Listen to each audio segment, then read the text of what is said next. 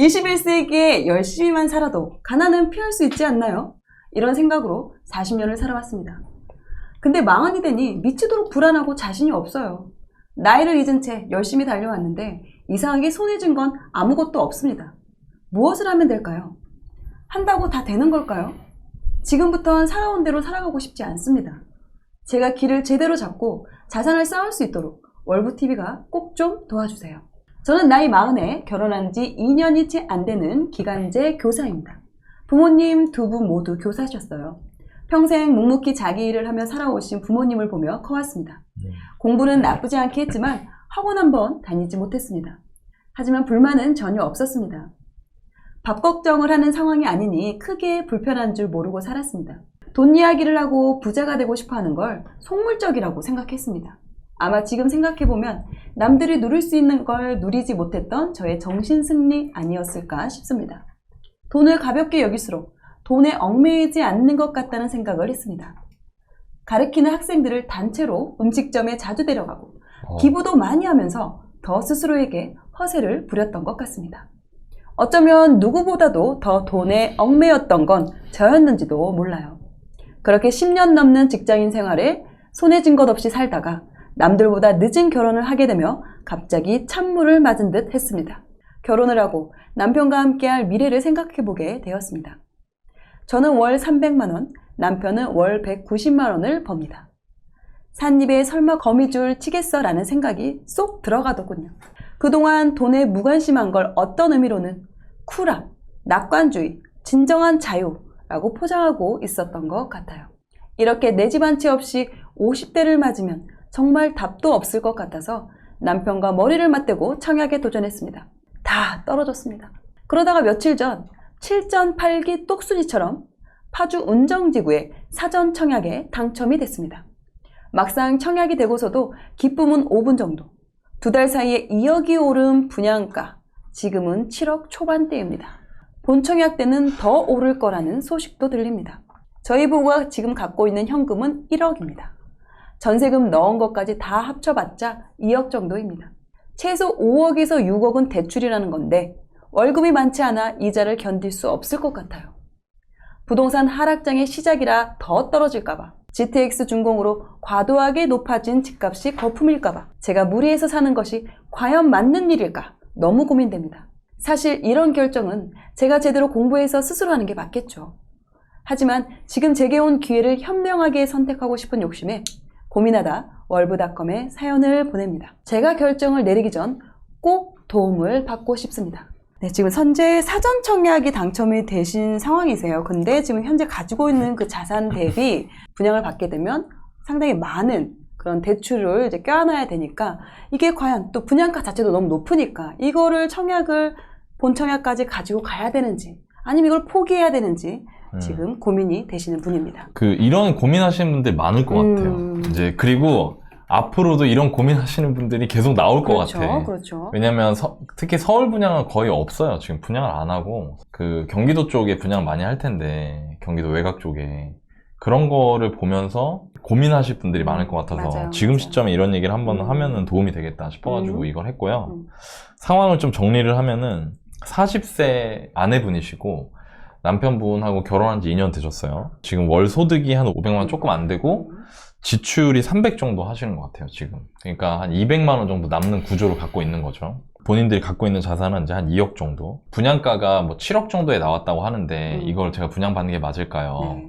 자, 그럼 당연히 여기가 어떤 데인지를 보고 판단을 해야 되지 않을까요? 네. 자, 네이버 부동산이에요. 네. 네이버 부동산이고 이게 수도권인데 여기 개발 탭이 있거든요. 네. 요거를 누르면 이제 없어져요, 이렇게. 네. 여기가 수도권이고 파주는 많은 분들이 아시다시피 여기 있습니다, 여기. 파주.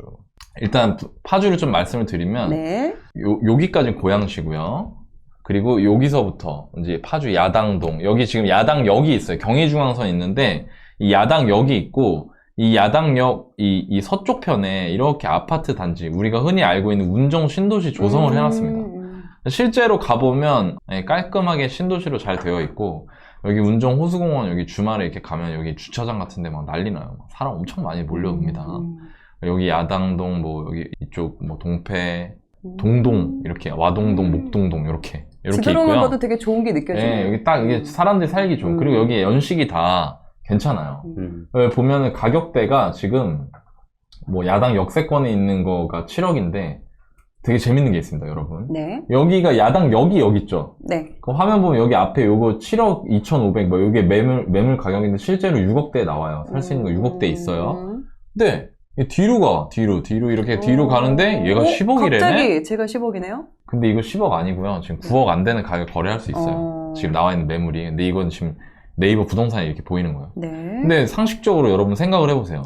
야당 역세권이 6억대인데 여기가 8억대야? 훨씬 여기서 먼데? 그러니까 수도권은 역세권과 얼마나 가까우냐에 엄청 따라서 중요하잖아요. 가격이 이렇게 결정이 되는데요. 왜 때문에 그러냐? 바로 여기 보면 점선으로 수도권 광역급행철도 이렇게 있죠? 자, 여러분들이 수도권에 있는 개발 호재 같은 거를 좀 보고 싶으시면 여기 네이버 부동산 들어가면 개발이라고 있잖아요. 개발을 딱 누르면 이렇게 쫙 뜹니다. 와, 오, 나오죠? 바로 뜨네요. 여기가 바로 3택지지구, 운정신도시가 몇 개 택지지구로 돼 있는데 여기 3지구거든요. 여기 보면 여기 빨간색 해가지고 여기 들어가면 GTX, 이 빨간 노선이 GTX 네. 노선이에요. 그럼 네. 이거 따라가 볼게요. 어디로 가는지. 어디 가나. 해갖고 여기 서울역으로 이렇게 해서 잘한다. 먼저 서울역 가고요. 여기서 GTX B 노선하고 만나고 일로 이렇게 한강다리 뚫고 내려가서 여기 삼성, 수서 밑으로 내려가면 분당, 여기 동인, 동탄까지. 네, 여기. 그러니까 이게 우리가 흔히 알고 있는 이 GTX A 노선은 여기 요쪽 요 동탄, 용인, 동탄 요쪽에서 이렇게 출발해서 요 강남아 가로질러가지고 여기 고양해서 여기 파주까지 가는 거예요. 그리고 이게 또 삼성역까지 강남으로 들어가는 GTX 노선이잖아요. 네. 그러니까 이 호재가 있단 말이에요. 그럼 다시 볼까요? 운정역이 좋아요? 야당역이 좋아요? 운정역. 그러니까 비싼 거예요. 자, 그러면 이분이 그 사전청약으로 당첨된 데가 어디냐? 요 운정역 근처로 여기 이렇게 준주거라고 들어와 있는 거 보이세요? 네네. 이분이 주황색? 주상복합, 네. 네, 주황색? 이 주상복합 받으셨거든요. 근데 이게 6개예요, 이렇게. 이거 3지구 6블럭, 1블럭부터 6블럭까지 주상복합을 받으신 거예요. 자, 그럼 어때요? 네. 완전 초역세권. 좋아요, 안 좋아요? 좋아요, 네, 좋아요. 분양가가 7억이란 말이에요. 네. 자, 그럼 보세요. 여러분들 여기까지만 보면 와, 야, 저거 무조건 받아야지 라고 할 수 있어요. 맞아요. 근데 한번 잘 생각을 해볼까요? 일단 첫 번째, 얘 입지 뭐 이런 것도 좋은데요. 내 사정부터 봐야 돼요. 내 사정부터. 네, 여러분들 잘 생각해보세요. 그 투자해서 어려움을 겪는 게 그 투자 대상이 잘못된 게 아니잖아요. 내가 내 상황을 고려를 안 하고 그냥 욕심 때문에 덜컥 했을 때 그때 이제 발을 들이기 시작하는 거예요. 이제 늪에 빠지는 거거든요. 그럼 이분 상황을 다시 돌아와서 보면 이분이 지금 한 달에 500 벌어서 300을 써요. 네. 근데 지금 순자산이 뭐 이것까지 모은다고 하더라도 뭐 한 2억 5천 된다 쳐요. 그럼 이분이 지금 제가 보기에 이거 확장비랑 뭐 하면 7억 넘고 8억까지 갈 수 있어. 왜? 사전 청약이라는 거는 미리 청약하는 거예요. 네. 하고 나서 바로 분양하는 게 아니란 말이에요. 그럼 이분 지금 본 청약이 언제냐면 24년 1월이에요. 그러니까 1년 반 남았어요. 네. 그럼 1년 반 동안 지금 인플레 원자재 올라간다고 제가 맨날 얘기했는데 그러니까 지금 분양가 본 청약 때 더 오를 것 같다는 얘기가 나오는 거예요. 그럼 본 청약 때 만약에 7억 8억 되면 어떻게 할 거야? 그러면 생각을 해볼까요? 그럼 7억 5천이라고 생각해 볼게요. 근데 2억 5천 모을 수 있어. 이거 입주 때, 잔금 치를 때까지. 그러면은 대출이 5억이에요. 그럼 지금 5억을 대출금리 4%로 하잖아요? 그러면요, 한 달에 상환액이 250이 넘어요. 그럼 지금 이분 지금 저축 200밖에 못 하는데 250 상환하면은 그게 말이 돼요? 저축액을 좀 더 늘려서 하면 저축액을 늘려야지. 그러니까 저축액을 늘려야 되는데 내가 그런 개념 없이 그냥 여기 운정 GTX 역세권이니까 나 이거 무조건 끌고 가야지라고 했다가 만약에 집값 떨어지기 시작하면 답이 없다는 거예요. 일단 첫 번째 무리하는지 아닌지를 판단해야 되는데 이건 무리하는 게 맞아요. 그죠? 자, 두 번째, 그러면 제가 지난번 방송 때 이거는 영끌을 해서라도 사야 된다라고 서울대 커플 우리 기억나죠? 맞아요. 입지도 좋고 쌌어요. 싸니까, 가격이 싸니까. 그럼 얘가 가격이 싼가를 판가름을 해봐야 될 거 아니에요. 가격이 싸다라고 하면은 그렇다고 하더라도 받아야겠죠. 7억이라도 분양가. 그럼 싼지 판가름을 한번 해봅시다, 우리. 자, 여기 보면 주변 지역가의 가격을 볼 수도 있는데 여기 보면 여기 지금 여기 위치가 하거든요. 그럼 제일 가까운데 이거는 또 주상복합이란 말이에요. 물론 새 거긴 하지만 근데 이거를 가격을 어떤 거랑 같이 봐야 되냐면요, 저는 얘랑 같이 보는 게 적합하다고 생각해요. 왜? 여러분들한테 제가 부동산 공부하는 팁을 좀 드리면 얘하고 굉장히 비슷한 모양새인 데가 있어요. 그게 어디냐면 동탄역이에요. 똑같이 GTX A라인이죠. 네네. 동탄역 앞에 롯데캐슬 주상복합 있거든요. 음. 그거에서 큰 길 하나 건너가면 우포한이 있어요. 우남, 포스코, 한화. 근데 포스코가 대장단지거든요. 근데 걔네 둘이 매매가는 좀 비슷비슷하게 가요. 근데 롯데캐슬이 더 새 거예요. 그러니까 더 새 거에 역에서 더 가깝지만 사람들은 아파트를 더 좋아해. 그러니까 이 아파트랑 얘랑 가격이 비슷하게 가. 근데 중요한 건 이거예요. 제가 항상 얘기하는 거. 이 값이 거품인지가 중요하거든요. 그렇죠. 제가 또 비쌀 수도 있으니까. 얘가 비싸니 그럼 얘를 가지고 판단해야 되고 이걸 볼 때 전세가를 봐야 된다. 그럼 이 아파트 전세가 한번 볼게요. 12억까지 나왔죠. 네, 근데 이게 팔리냐고. 이거는 본인 그렇죠. 야망 가격인 거고 그러니까 내 내리면. 희망사항이고 9억 5천 내렸잖아요. 그죠? 어디까지 나오냐? 8억 9천이 제일 싸게 나와 있네요. 근데 그것도 가격 내리죠 지금. 그러네요. 그죠? 그것도 중충이야. 그럼 지금 여기서 여기 실제 거래가는 8억 5천에서 9천 사이라고 봐야 된다 이거예요. 왜? 이것도 거래 안 되니까 지금. 매물도 많고. 네. 그러면 가격이 과연 적정한 가격인가? 사도 무리가 없을 만한 가격인가? 그거는 전세가를 보고 봐야 돼. 제가 항상 얘기해요. 전세가를 봐야 된다고. 전세가 볼까요? 5억인데요, 너나이님? 진짜 그럴까요? 3억 대도 있네요. 3억 6천이죠. 3천 내렸죠. 근데 이분이 마음이 급해서 10군데 10군데 풀어놨다. 뿌렸네요. 안 나간다는 얘기지. 그럼 봐봐요. 중충도 3억 그냥 6천인데. 그냥 3억 6천 봅시다. 전세. 3억 6천. 근데 아까 매매가 얼마? 8억 9천에서 9억? 그죠? 전세가율이 50%도 안 되네. 안 돼요, 안 돼요. 그럼 이 매매가가 싼 거예요? 비싼 거예요? 비싸다. 그러니까 연식이 새 거라도 여기가 진짜 싸다. 여기 정말 사도 된다라고 말하려면 저는 70% 이상 된다 봐요. 혼정. 파주 새 아파트는 80% 넘다. 엄청 싼 거지. 새 거니까. 입지는 떨어지지만. 결론. 내 개인의 상황, 첫 번째, 내 개인적으로 이 아파트가 무리하는 게 아닌가. 첫 번째. 제가 보기에는 무리예요. 두 번째, 그러면 무리하고서라도 가져갈 만큼 가격이 메리트가 있나? 근데 우리 지난번 장현지구, 시흥 장현지구 분양받으신 분은 가격이 너무 메리트가 있는 거야. 왜? 거기는 그 옆에 있는 아파트 전세가밖에 안 돼, 분양가가. 새 아파트 분양가가. 근데 이거는 옆에 아파트 전세가가 지금 3억대라고요. 근데 여기 분양가 8억이라면, 7억 8억이라면 엄청 비싼 거야. 그러니까 이렇게 판단해야 돼요. 결론. 이렇게 제가 제안을 드리고 싶어요. 27년 입주거든요, 이거? 그럼 27년 입주 때 이 두 분이 월 300만 원 이상을 저축할 수 있다. 그러면은 이 분양받은 거, 이 아파트 대출, 그리고 돈을 모아가지고 내가 대출 상환을 월 200만 원 이하로 줄일 수 있다. 대출액이 줄어들면 되니까. 그리고 동시에 너나이님, 저는 보금자리가 되게 중요합니다. 내 집 마련 꼭 하고 싶습니다. 너나이님이 그렇게 얘기해도 저는 이 집 사고 싶습니다.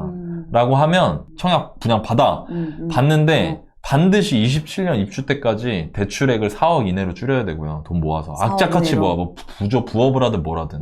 그리고 월 300만 원 이상 저축할 수 있을 만큼 소득이 늘어나 있어야 돼요. 이런 관점을 안 가지고 있으면 이거 분양받고 가격 떨어지면 멘탈 나가요, 진짜. 왜? 얘는 쉽게 말하면 전세가가 4억이 안 되니까 정말 최악의 상황에 매매가 4억까지 빠질 수 있다는 거예요. 옛날에 그랬잖아요. 그랬잖아. 옛날에 일산이랑 파주랑 다 전세가를 되게 높았지 뭐. 엄청 이게 지금 반톨밖에, 이 매매가 대비 반밖에 안 된다고요, 전세가가. 그럼 왜 매매가 왜 이렇게 높냐? 이 GTX 희망을 품는 거지, 사람들은. 근데 제가 이따 GTX 얘기도 할 거예요. 네네. 여기 지금 네이버 부동산 제가 보여드렸을 때 23년 개통 예정이라고 돼 있죠? 네네. 23년에 파주 운정역에서 저 GTX 타고 삼성역 갈 수 있다? 근데 장담한데 절대 안 돼, 저건. 삼성역 절대 못 가. 그럼 무슨 얘기냐면은 지금 현실적으로 정부에서 나오는 보도자료나 이런 데도 그런 얘기가 많아요. 제가 찾아보니까 파주에서 서울역까지 정말 빠르면 24년 개통이에요. 서울역까지. 서울역까지. 삼성역 말고. 그리고 삼성역을 제외하고 나머지 GTX A라인 전체 구간 개통이 25년. 정말 빠르면. 그리고 삼성역 포함해서 개통하는 거 28년이에요. 28년. 지금 계획상. 그러면 빨라야. 여러분들은 제 생각에 동의하실지 않을지 모르겠지만 저는 일단 제 생각을 말씀드리면 전 투자자니까 28년까지는 이거 타고 강남 못 간다고요. 그럼 올해 22년이죠. 네. 28년 6년 남았죠. 6년 사이에 하락장 안 올까요? 제가 보기에 올 확률이 매우 높죠. 왜? 지금도 안 좋잖아, 솔직히 분위기. 그럼 모르는 거니까. 그럼 그때 내가 최악의 상황을 가정했을 때 이분이 5억 대출 내가지고 한 달에 300만 원씩 원리금 갚으면서 이 집 이거 버틸 수 있을까? 저는 어려울 것 같다는 거예요, 그게. 그러니까 이런 조건을 내가 충족할 수 있고 난 정말 내 집 마련 하고 싶다. 그러면 받는다. 근데 그게 아니면 저라면 안 받아요, 이거. 저라면 안 받고 대신 이렇게 할 것 같아. 어떻게? 만약에 여기가 그렇게 무너지면 수도권 시장이 안 좋아지면 이분은 파주만 보고 있겠지만 GTX 운정역 옆에 파주가 좋아요? 아니면은 그냥 서대문 마포가 좋아요? 서대문 마포. 말해 뭐해. 그죠? 네. 그런데 기회가 안 올까? 같이 다 흔들리니까. 수도권 시장이 다 무너지면 만약에? 그리고 내가 그 공부를 하고 있으면 그 시기가 왔을 때 내가 얘를 분양받아가지고 억지로 버텨 있는 것보다 그 시기에 더 좋은 선택할 수 있지 않을까? 즉 전제는 뭐냐면 공부를 되게 열심히 해야 된다는 거예요. 네. 근데 좀 걱정되는 게 이분이 그 창릉하고 운정하고 자기 운정이 좋대. 그러니까 이제 공부해야 그러니까 나인이 얘기대로 그러니까 그게 나인이면 당연한 건데 이분은 그렇지가 않은 네, 거야. 네. 그러니까 서울에 가까운 데가 좋은 거예요. 네. 이제 사연자분이 사실 부동산이나 이런 거에 대해서 잘 모르시니까 네. 아마 그러니까 본인은 왜냐하면 그냥 집 가까운 데를 좋아하시는 분들 많으니까 사실은. 근데 이제 저희한테 물론 실거주는 뭐 직장이랑 가까운 데가 제일 좋아요. 근데 저희한테 물어보신 거는 이제 앞으로의 가격 변동이나 여러 가지 봤을 때 같은 돈이면은 어딜 살 거냐. 아까 지금 여기 어떤 분이 톡을 써놨더라고. 여기다가 채팅방에다가 신길하고 지금 아까 파주 가격이랑 똑같다. 그러면 사실 보면 신길이 난 거거든요. 그렇죠. 비교 평가를 한다 보면은. 근데 이제 그것도 좀 어려워하시는 것 같아요. 어렵죠. 네. 그러니까 제가 드릴 수 있는 답은 그냥 내가 모르는 상태에서 이걸 받는다는 건 되게 비싸고 힘들 수 있다. 만약에 자신 없으면 사전 청약이니까 사실 이거는 페널티도 거의 적거든요. 사전 청약, 민간 청약 페널티가 뭐냐면 내가 사전 청약 됐다 이거 포기하잖아요. 그럼 일반 청약은 그냥 내 청약권이 날아가잖아요. 이거는 이거 본 청약. 그러니까 24년 1월까지만 청약이 안 되는 거예요. 그러니까 나쁘지 않아. 그러니까 저라면 이거 안 받아요. 제가 이분이면. 네. 저는 그렇게 답을 드리고 싶어요, 일단. 네. 너바님 어떤 이야기 해줄 수 있을까요? 저 나임이랑 비슷해요. 비슷하고 사실 이분이 가장 좀 궁금했던 거가 이 청약에 대해서 당첨했는데 분양가가 8억 정도라고 하시더라고요. 근데 제가 볼 때는 뭐 물론 그 옆에 있는 아파트가 뭐 10억이 넘어간다고 하면은 뭐 괜찮을 수도 있는데 그리고 전세가가 적어도 한 5억 6천은 돼야 될 것 같거든요. 그래야 좀 안정할 것 같아요. 근데 그런 부분이 만약 2014년 1월까지가 만약 그게 안 된다라고 하면은 만약 그 옆에 아파트가 뭐 10억이 넘고 뭐 12억이 되고 이러거나 아니면 전세가가 5억 6천이 넘거나 이러면 다시 받을 것 같은데 그렇지 않으면 저는 안 받을 것 같아요. 저도 네, 안 받을 것 같아요. 네. 지금 너나이님, 너바나님 두 분께서 공통된 의견을 또 주셨어요. 혹시 또 추가로 또 좀 궁금하신 게 있으시면 말씀하시겠어요? 아까 그 창릉보다 운정이라고 얘기했던 거. 네네네. 모르기는 해요. 부동산에 대해서 잘 모르기는 하는데, 창릉이 뭐 토지 보상이 뭐 1%밖에 되지 않았다더라. 뭐, 이게 막말로 언제, 첫 삽을 뜨고, 언제 사전 청약을 하고, 언제 입주까지 될지 너무 이제 멀다라고 이제 사람들이 얘기하는 분들이 많으셔서, 그래서 이제 운정이 만약에 창릉까지는 아니더라도 투자처로서의 가치가 있다고 한다면 조금 더 빠르게 입주를 할 수 있는 게 우선이라고 생각을 해서 그때 말씀을 드렸던 거거든요. 근데 저희가 이제 이거를 고민을 할 때에는 안전마진 이런 이야기를 하면서 지금은 7억에서 8억 정도로 이제 분양가를 이야기하지만 앞으로 나오는 아파트들은 방금 말씀하셨던 이제 자재비나 뭐 건설비 같은 것들이 계속해서 상승을 하면서 이것 이상으로 점점 더 오를 거라는 말씀을 많이 하시는 거예요. 저희가 당첨된 주상복합 바로 옆에 있는 정확히 기억은 안 나는데 그 아파트가 같은 30평대인데 5억 후반대에 분양을 했어요. 그것도 2달 전에. 제일 풍경채? 같은 네네. 평수인데 막 2억이 오른 게 사실은 뭐 주상복합 아파트 단지는 뭐 상가가 끼어 있어서 땅값이 비싸다더라. 그리고 자재값이나 건설비가 많이 올랐다라고 얘기를 하니까 앞으로 저희는 기존에 이제 청약만 보고 있었거든요. 그러니까 좋은 위치에 청약이 그 아파트를 가장 싸게 살 수 있는 방법이라고 생각을 하고 있었고, 근데 청약 때는 이제 앞으로 나오는 아파트들이 점점 더 가격이 높아진다면 그나마 이게 제일 싼 거 아니냐 이런 얘기들도 많이 있었어요. 세상의 모든 문제가 다들 A와 B에서 네. 이제 A와 B에서 각각의 또 설득되는 요소들이 있어요. 뭐 A를 선택할지 B를 선택할지에 대해서 어떤 걸 선택하는 게 장기적으로 좋냐. 그걸 판단하는 게 저는 통찰력이라 생각을 하고 네. 사실 논리상 말씀드리면은 홍신님께서 말씀하신 게 다 맞아요. 다 맞고 근데 제가 이제 이 투자를 15년 이상 하면서 느낀 부분들은 뭐냐면요. 이제 만약에 이제 다시 홍신님이 10년 전으로 간다 쳐서 네. 그때 이제 뭐 상암 DMC랑 아니면 운정이랑 이 둘 중에 하나 뭔가 투자한다고 하면은 집을 갖고 있다 하면은 네. 상암 DMC랑 운정이랑 어디가 더 이렇게 가격이 더 많이 가치가 있었을까요? 당연히 상암. 예, 그러니까요. 사실 이게 중요한 게 뭐냐면 뭐 이렇게 창릉이랑 운정이랑 봤을 때 네. 창릉이 뭐 더 좋은 건 알지만 뭐 네. 운정이 좀 빠르고 창릉은 뒤에 있기 때문에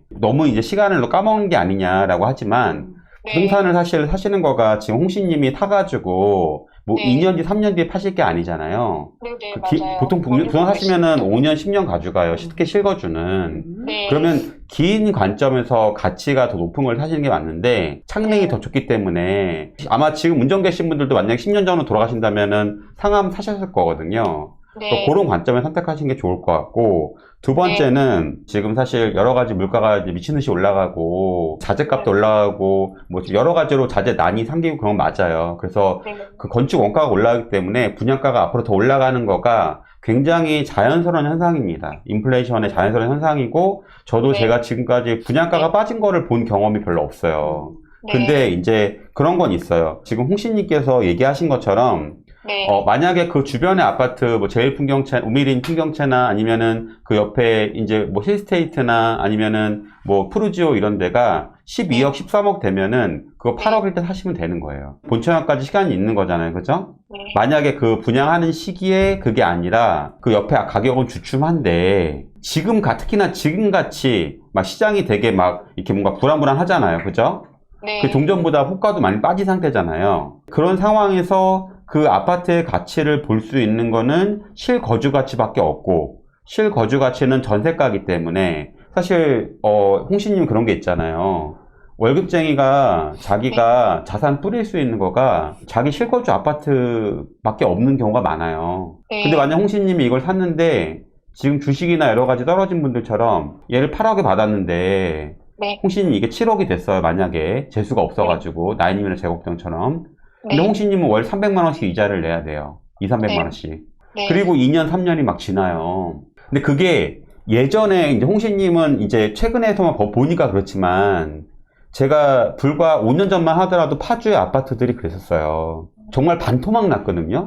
근데 그런 걸 겪으면서 300만 원씩 까이고 막 이러면은 사실은 되게 마음이 아프거든요. 나인님은 그걸 걱정한 거예요. 네. 그러니까 물론 돈을 벌 경우도 있지만 네. 사람 일이 또 떨어질 맞아요. 수도 있잖아요. 네. 그 주식시장 좋을 때는 뭐 카카오는 영원히 간다, 뭐 앞으로 뭐 NFT고 4차 산업이고 막 이런 얘기 나오고 테슬라는 막 되게 좋고 이런 얘기 나오다가 네. 지금 막 난리도 아니잖아. 이럴 때 또 이제 막 위기설이 나오잖아요. 맞아. 그리고 또 마지막 GTX 얘기하셨는데 GTX 맞아요. 사실은 GTX 생기고 여러 가지 뭐 운정이나 파주가 좋아지는 건 확실합니다. 근데 제 아는 지인이 신분당선을 용인에 샀었어요. 분양을 똑같이 받은 거예요. 그때도 그분도 한 9억 정도 받은 것 같아요. 왜 샀냐고 그러니까, 여기 신분당 들어오니까, 신분당선 강남까지 30분이면 가. 그러면은 좋잖아. 라고 얘기를 하고, 그게 정확히 9억 5천짜리가, 거의 한 4억 7천까지 빠집니다. 그때 전세가가 1억 8천이었어요, 거기가. 그분이 그것 때문에 10년 동안 너무너무 힘들어 했어요. 너무너무. 근데 그런 일 안 겪었으면 좋겠어요. 물론 더 좋은 일도 있을 수 있죠. 근데 저희 월부가 워낙 보수적이라서 네. 저희 잃는 거 너무너무 싫어요. 저가 아주 치가 떨려요. 그게 투자하면서 잃는 적이 너무 많아가지고. 네. 그래서 저희 시청자들이나 아니 수강생분들은 안 잃었으면 좋겠거든요. 그래서 저희는 더 벌 수 있지만 잃을 수 있다라고 하면 저희는 하지 않아요. 추천해주지 않아요. 솔직히 만약에 저도 틀릴 수도 있습니다. 아니면 틀릴 수도 있어요. 예, 가격이 더 올라갈 수 있어요. 근데 떨어질 가능성이 있기 때문에. 네. 근데 그러기에는 지금 홍신님의 전 재산이잖아. 네. 그래서 걱정돼서 그런 거예요, 홍신님. 그 청약이 막 몇백 대 일 이렇게 가는 데에서 됐다는 거에 대한 아쉬움도 조금 있는 것 같아요. 맞아요. 창릉이 더 좋은지는 알지만 맞아요. 창릉이 정말 될지 안 될지 다 로또라고 얘기들을 하니까 맞아요. 이게 조금 더 그랬던 것 같고, 사실 이제 창릉 같은 경우도 만약에 이제 분양을 하게 되면 네. 여기보다 더 비쌀 수도 있잖아요, 운정보다. 네, 네네네. 근데 그럼에도 불구하고 창릉은 좀 가치가 운정보다 훨씬 더 서울에 근접하고, 네. 그리고 창릉도 GTX가 들어오니까 네. 만약에 같은 값이라고 하더라도 상황이 다르니까 선택이 달라질 수 있어도 운정은 조금 위험한 상황인 거죠. 네, 창릉도 사실은 창릉의 그 분양가하고 주변의 네. 시세를 같이 봐야 돼요. 네, 네. 미리 뭐 2년 뒤에 주식 가격을, 삼성전자 가격을 사실은 말할 수 있는 사람이 많지 않은 것처럼, 만약에 네. 같은 가격으로 둘 중에 하나를 택하라고 한다면 저는 창릉을 택할 것 같습니다. 네, 감사합니다. 네. 네, 이분은 아까 사연을 뽑은 거가 네네. 본인이 미래를 진지하게 생각해보지 못했대요. 근데 사는데 산님의 거미줄 치겠냐라는 생각으로 이제 시간이 지나면 지날수록 이제 본인이 세상을 알게 된 거예요. 이게 만만치 않구나. 산입에 거미줄 수 있겠다라고 생각을 하는 거예요. 왜냐면 나이 들수록 이제 그죠. 사실 고용이나 이런 게 맞아요, 불안정할 맞아요. 수도 있으니까. 많은 분들이 좀 이렇게 돈에 대해서 이렇게 외면을 하고 살아요. 맞아. 근데 이러지 않았으면 좋겠어요. 네. 너무 그냥 뭐 잘 되겠지. 네, 제가 몰라주면 뭐 쨍하면 뭐 좋은 날 오겠지. 쨍하고 좋은 날 안 옵니다. 맞아요. 여러분 10년 전에도 아마 그랬을 거예요. 3년 뒤 5년 뒤에 좋은 일이 생길 거야. 미안해요. 그런 일 안 생겨요. 결과는 아웃풋은 인풋이 있어야 좋은 아웃풋이 나오는 거예요. 그래서 좀 그랬으면 좋겠고, 그리고 아까 그 홍씨님도 이제 되게 스마트하신데 조금 판단 기준을 좀 어려워하는 것 같아요. 또 그래서, 공부하시면 잘하실 것 같아요. 혹시 되면은 나이님 네마반이 마감이 됐는지 모르겠는데 근데 이번 주에 마감될 거예요. 그래서 혹시 안 되신 분들은 들으시고 좀 걱정돼서. 왜냐면 다 맞는 말인데 맞아요. 사실 거기서 약간 틀리면 이제 또 뒤지는 거거든요. 그래서 그 판단 기준을 모르니까, 배워본 적이 없으니까 조금 그렇게 아까 강의 들으시다고 했으니까 그렇게 하시면 좋을 것 같아요. 네.